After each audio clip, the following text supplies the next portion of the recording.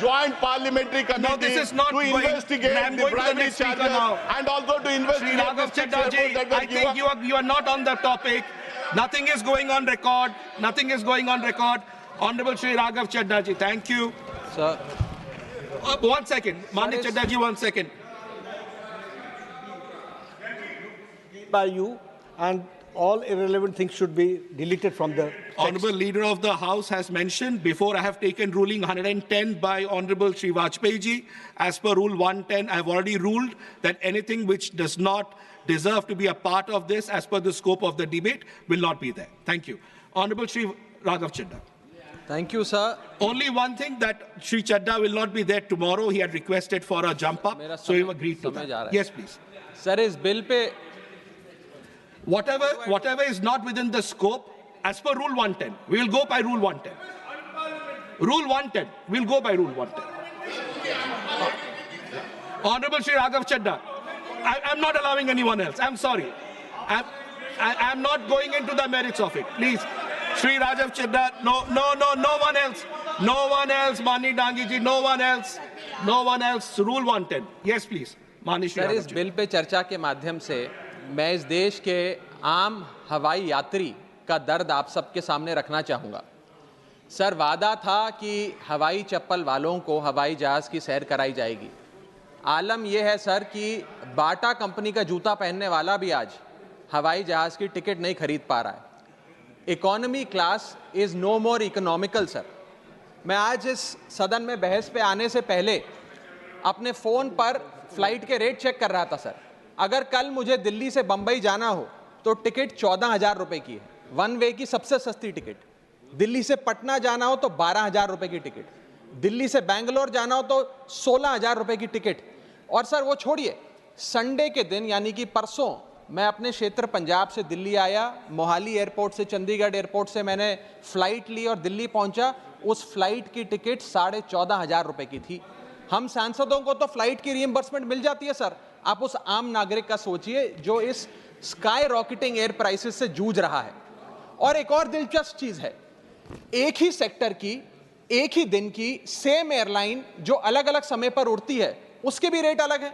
आपको सुबह 10 बजे दिल्ली से बंबई जाना, उस एयरलाइन से उस तारीख पे आपको एक रेट मिलता है। 2 बजे की दोपहर की टिकट लेते हैं उसी एयरलाइन पे, उसी दिन पे वो उससे दोगुनी हो जाती है। न जाने क्या लॉजिक है सर। हमें इस देश में एयर यात्रा को लग्जरी ट्रैवल नहीं बताना सर, आम ट्रैवल बनाना है जैसे कि ट्रेन का है। और सबसे बड़ी बात सर, इस देश में जहाज में उड़ना और जहाज में उड़ के अपनी मंजिल तक पहुंचना आज भी इस देश की बहुत बड़ी आबादी के लिए एक सपना है। अगर ट्रैवल की रफ्तार बढ़ेगी तभी इस देश की रफ्तार बढ़ेगी। सर, दूसरा दर्द जो इस देश का आम आदमी रोज उससे जूझ रहा है वो है ओवर क्राउडेड एयरपोर्ट्स। सर, आज हमारे देश के एयरपोर्ट्स बस अड्डे जैसे बन गए हैं। बस अड्डों से बदतर हालत, बदतर व्यवस्था देश के एयरपोर्ट्स पर है सर। टर्मिनल 1 चले जाइए दिल्ली के, टर्मिनल 2 चले जाइए दिल्ली के, आप हालात देखिए। सिक्योरिटी लाइन से लेकर चेक इन लाइन तक लोग लाइनों में खड़े हैं और लाइनों में खड़े हैं और उसके बाद उनकी फ्लाइट भी इस चक्कर में मिस हो जाती है। एक मुसाफिर सही समय पर फ्लाइट नहीं पकड़ पा रहा क्योंकि वो बेचारा चेक इन और सिक्योरिटी लाइन में ही फंसा रहता है। इतने ओवर क्राउडेड एयरपोर्ट्स आज हमारे देश के बन चुके हैं। सर, आज यात्री का तीसरा दर्द, Honorable members, please let the honorable members speak. Please. Sir, बोलने दीजिए। No, honorable members, please, honorable members. माननीय सदस्य, मेरा समय जा रहा है। Please let him speak. Sir, आज एयरपोर्ट्स पर खाना इतना महंगा है, बाजार के मुकाबले 2 गुना 3 गुना दाम है। एक साधारण सी पानी की बोतल जो 20 रुपए की बाजार में मिलती है वो एयरपोर्ट के भीतर जाकर फूड आउटलेट पे 100 रुपए की मिलती है। आज यात्री जो इंतजार कर रहे हैं अपनी फ्लाइट का, वो पानी पीकर पेट भर रहा है कि कहीं 250 रुपए की चाय और 350 रुपए का समोसा ना खरीदना पड़ जाए। बताइए सर, एक आम आदमी एयरपोर्ट पर अपने जहाज का इंतजार करते हुए क्या एक चाय नहीं पी सकता? क्या इस पर कोई रेगुलेशन नहीं होना चाहिए? क्या कोई अफोर्डेबल कैंटीन का मैकेनिज्म नहीं होना चाहिए? चौथा दर्द जो आज इस देश के आम यात्री को सर सहन करना पड़ रहा है वो है पुअर कनेक्टिविटी।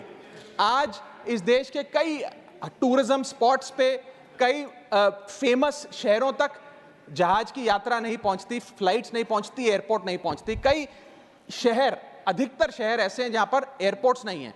इंसान को जहाज लेकर, जहाज से उतरकर कई घंटों का बस का और गाड़ी का सफर तय कर कर अपनी मंजिल पे पहुंचना पड़ता है। सर सरकार ने कहा कि मालदीव्स मत जाओ, लक्षद्वीप जाओ छुट्टी मनाने। मैं आपको आज का रेट बता रहा हूं सर, अगर आज मुझे दिल्ली से मालदीव जाना हो तो 17,000 रुपए की फ्लाइट है, लेकिन दिल्ली से लक्षद्वीप जाना हो तो 25,000 रुपए की फ्लाइट है। सर तो बताइए हम मालदीव जाएं कि लक्षद्वीप जाएं? सर चौथा दर्द जो आज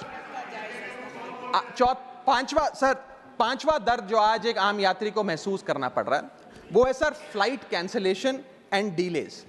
सर एक आम नागरिक अपनी मंजिल पे, अपनी डेस्टिनेशन पे पहुंचने के लिए, जल्द पहुंचने के लिए कभी कभार ट्रेन यात्रा या बस या गाड़ी की यात्रा नहीं करता, वो महंगी टिकट खरीदता है। महंगी टिकट खरीद के अपनी मंजिल पे समय पे पहुंचना चाहता है। और कुछ ऐसे भी लोग हैं जो आर्थिक तौर पे सक्षम नहीं हैं, लेकिन आपातकालीन परिस्थितियों में, इमरजेंसी सिचुएशन में वो भी महंगी जहाज की टिकट खरीदकर जहाज की यात्रा करना चाहते हैं, अपनी मंजिल पे पहुंचना चाहते हैं। लेकिन क्या वो अपनी मंजिल पे समय पर पहुंच जा रहे हैं? निर्धारित समय से 3 से 4 घंटे लेट आज जहाज चलते हैं। और खास तौर पे छोटे शहरों के जो एयरपोर्ट्स हैं वहां पर तो मैक्सिमम डिलेज देखे गए हैं। सर 1 केजी अगर एक्सेस बैगेज हो जाए तो फ्लाइट आपसे हजारों रुपए का किराया वसूलती है, लेकिन कई घंटों के डिले के लिए क्या फ्लाइट हमें कॉम्पनसेट करती है? मैं आज माननीय मंत्री जी को कहना चाहूंगा कि कुछ ऐसा मैकेनिज्म बनाए कि हर घंटे के फ्लाइट के डिले के लिए एयरलाइन आम यात्री को कॉम्पनसेट करे, उसकी जेब में पैसा डाले। इसी के साथ साथ हर महीने एक चार्ट जारी होना चाहिए कि किस सेक्टर की कौन सी एयरलाइन ने कितने घंटे का डिले, किस सेक्टर की कौन सी एयरलाइन ने कितने घंटे का डिले यात्रियों को दिया। और इसी के साथ साथ सर छठा दर्द जो आज के भारत देश के आम यात्री को महसूस करना पड़ रहा है सर, वो है lack of affordable options.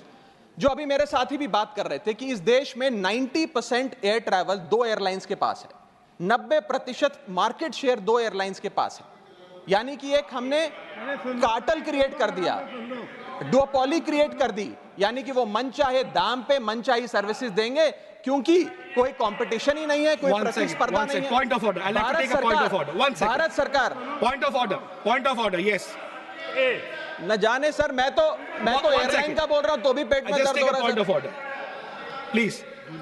238A 238A. कोई सदस्य किसी अन्य सदस्य या लोकसभा के किसी सदस्य के विरुद्ध मानहानि कारक या अपराध में फंसाने वाले स्वरूप का कोई आरोप नहीं लगाएगा जब तक कि आरोप लगाने वाले सदस्य ने सभापति को संबंधित मंत्री को भी इसकी पूर्व सूचना न दी हो, ताकि मंत्री उत्तर दिए जाने के प्रयोजन के लिए इस विषय की जांच कर सके। Honorable member, there is no defamatory here. No defamation has been. Nasir Hussain जी ने जो बोला मैं उसके ऊपर कर रहा हूं। That of course that has been taken into consideration. एक मिनट, इनका नहीं है। मैं मुझे पूरा करने दिए सर।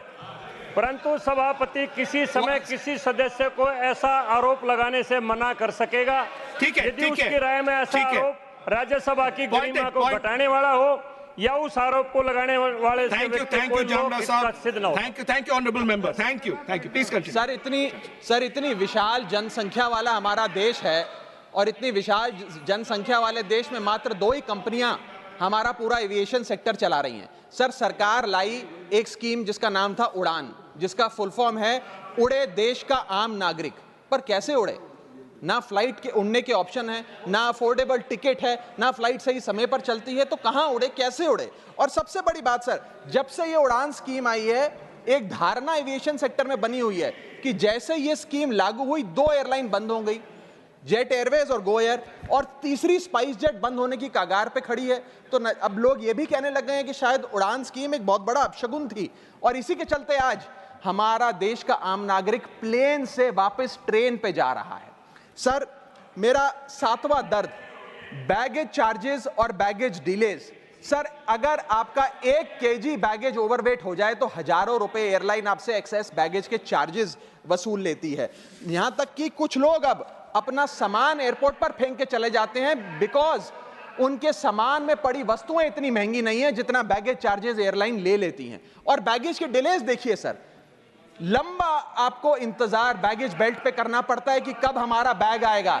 जब स्क्रीन पर देखते हैं तो स्क्रीन पर लिखा आता है Honorable baggage member, on cover the bill. Belt, Yeah. लेकिन बैगेज ऑन बेल्ट नहीं होता, सिर्फ 2-3 can business conclude. Class You passengers can का conclude. He's बैग आता concluding. है He's concluding. और न जाने कितने मिनट Please एक आम conclude. नागरिक को Please इंतजार conclude. करना पड़ता है इस एक्सेस डिले के लिए, या माननीय इसको नीरज एक स्टैंडर्डाइज करने के लिए कोई प्रोसीजर सरकार one को more बनाना minute. चाहिए। मानिक सर मेरा आठवां दर्द मैं समाप्त कर रहा हूं सर 8वां दर्द, heavy car parking charges eight airport.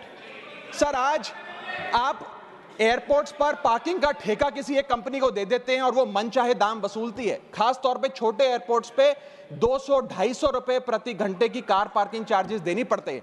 आज आप दिल्ली के एयरपोर्ट चले जाइए, 220 रुपए प्रति घंटा गाड़ी का चार्ज लगता है, और अगर आपने कोई कैब टैक्सी बुक कर ली तो उसका भी मोटा बिल आता है, क्योंकि वो टैक्सी वाला भी expensive car parking charges, airport charges अपने बिल में जोड़कर आपको देता है। सर ये था दर्द फ्लाइट में चढ़ने से लेकर फ्लाइट में उतरने का। मैं अंत में 4 पंक्तियां सुनाकर अपनी वाणी को विराम दूंगा, और आज इस देश के आम नागरिक, आम यात्री का दर्द इन पंक्तियों में आप तक पहुंचाने की कोशिश करूंगा। कहीं है लंबी लाइनें, कहीं चेक इन से पहले काउंटर बंद, कहीं स्लो चल रहा है सर्वर, कहीं इंटरनेट है मंद। महंगी टिकट के बाद भी यात्रा की कोई गारंटी नहीं, आपका सामान चाहे टूटे चाहे फूटे कोई वारंटी नहीं। जो हाल है बस अड्डों का, वही तस्वीर आती है एयरपोर्ट से। चाय हो या समोसा नहीं मिल रहा 500 रुपए के नोट से। रोज फ्लाइटें रद्द हो रही हैं धमकी बम विस्फोट से। आखिरी में सर, कब तक आम आदमी मरता रहेगा एयरपोर्ट की छत गिरने की चोट से? जनता की मुश्किलें तो पल भर में मिट जाएं अगर सरकार को फुर्सत मिल जाए चुनाव या वोट से। Thank you. Honorable members,